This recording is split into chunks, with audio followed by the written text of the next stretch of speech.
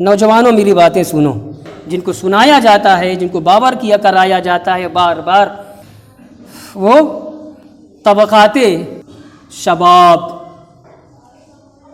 Young generation, کس چیز کی تمہید ہے کہ پورا ابھی تو ایک ہی رات ہے نا، پورا آگے پورا مہینہ آنے والا ہے، صاف کہتے ہیں وہ، اس لیے کہ سب ضعیف ہے۔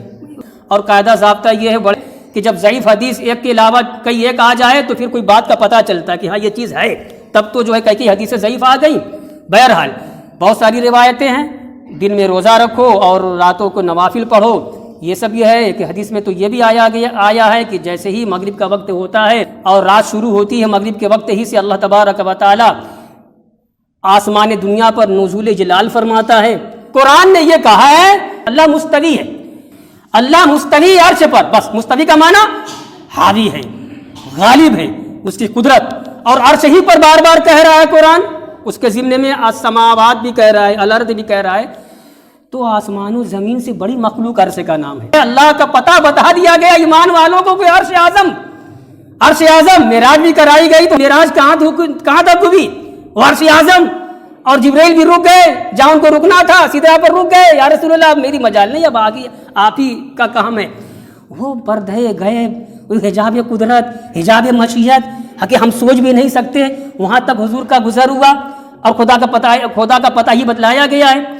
عرش پر مستوی ہے۔ تو عقید اور قرآن یہ بھی کہہ رہا ہے وَهُوَ مَعَكُمْ أَيْنَمَا كُنْتُمْ وَاللَّهُ بِمَا تَعْمَلُونَ بَصِيرٌ، اللہ تو ہر جگہ ہے، تم اے انسانوں جہاں جہاں رہو خدا ہر جگہ ہے، تمہارے اعمال کو دیکھ رہا ہے، تمہاری حرکات کو دیکھ رہا ہے،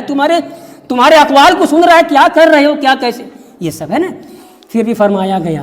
اللہ تبارک و تعالیٰ نزول جلال فرماتا ہے، وہ آیا ترجمہ نہیں کر رہیں گے، اللہ تعالیٰ عرش سے اتر کر کے آگے آسمان دنیا پر آ گیا،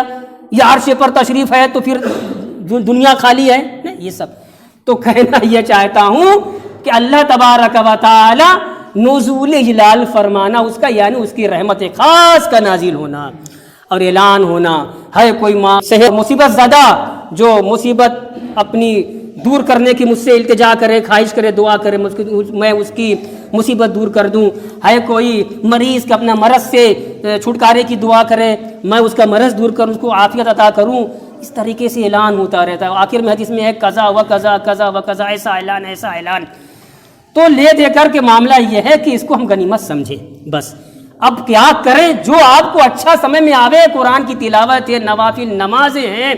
استغفار ہے، اور آیت کریمہ کا ورد ہے، درود شریف ہے، جو بھی آپ کو آسان لگے کرتے رہیے، اور مسجد پر یا تو گھر میں، اور جو مانگنا ہے وہ مانگیے، خدا سے سید کے دل سے مانگیے، ڈوب کر کے مانگیے جو مانگنا ہے۔ رب تبارک و تعالیٰ کے ہاں دیر ہے اندھیر نہیں، بڑے لوگ کہتے ہیں، یہ مقولہ صحیح ہے، 100% صحیح ہے۔ اور اگر ہماری دعائیں قبول کچھ نہیں ہیں، ہمیں ایسا لگتا ہے کہ رات کئی مرتبہ تو گزرا، ہم تو یہ کر چکے ہیں، رمضان میں بھی ہوتا ہے، گاہے بگائے بھی ہوتا ہے، کوئی منظوری نہیں ہو رہی ہے، اللہ کے ہاں دعا قبولی نہیں ہو رہی ہے۔ ہر دعا قبول ہے مسلمانوں، ہر دعا قبول ہے اللہ کے یہاں، ایمان والے کی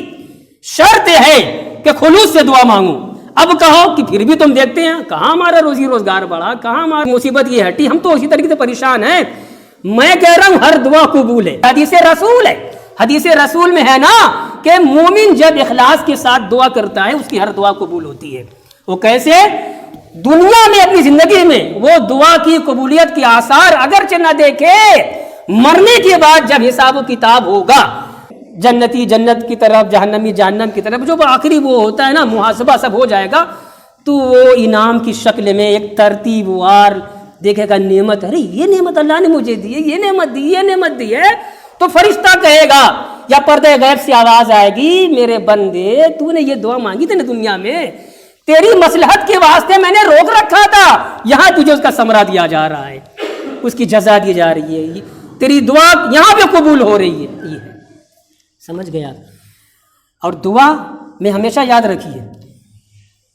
ایک تو ہمیشہ کا جو اصول ہے کہ بھائی صدق مقال، عقل حلال، علماء کہتے ہیں عقل حلال مطلب حلال روزی کھاؤ، صدق مقال اچھی بات منہ سے بولو جب بولو تو، ایسے ہی سچائی پر قائم رہو، اچھائی کرتے رہو، یہ اس کی قبولیت کی شرائط ہے۔ ورنہ حلال لقمہ چھوڑ کے حرام لقمہ سے ہم پیٹ بھرے ہیں، جب بولے بری ہی بات بولیں اور خدا کے فرامین سے بے مہار شتر یعنی بے لگام اونٹ کی طرح ہم بھاگے پھرے ہیں، تو ظاہر سی بات ہے وہ ہم لاکھ دعا کرتے رہیں کیا کیسے قبول ہوگی؟